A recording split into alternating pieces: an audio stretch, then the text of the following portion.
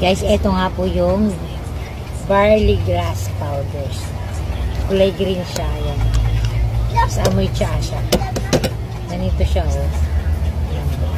Salo mo lang siya sa yellow, ay sa tubig na malamig. Gusto mo, lagyan mo ng konting yellow. Ganyan.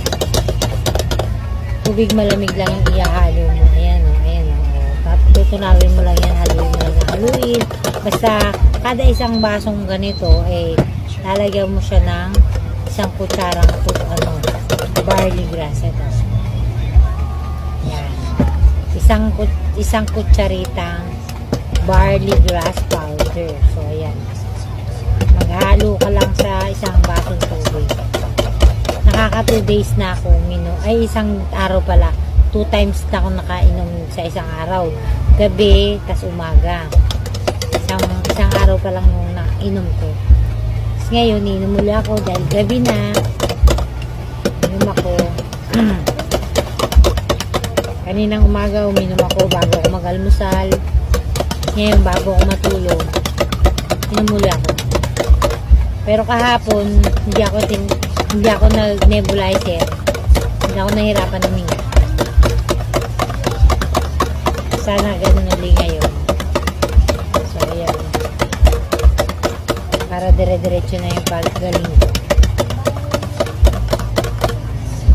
Diba? Wala na yung ano.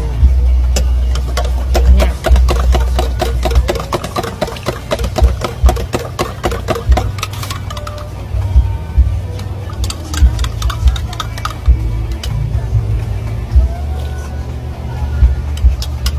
Lasang tsaka yung Lipton tea. Ganun lasa.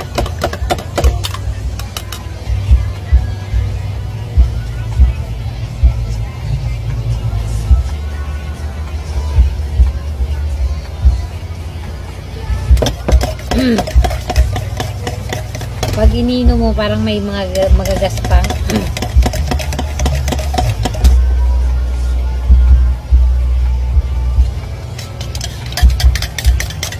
Meron pa kasing natitirang yung buo-buo. Pero dapat haluin mo maigi.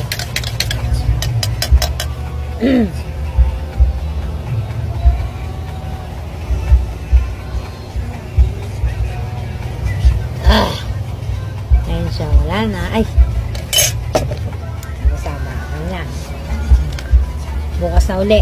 Marami yung laman niya kasi isang kutsarita lang ilalagay mo sa isang baso. Kaya marami pa, makakatipid ka. Ito, bili ko lang nito ay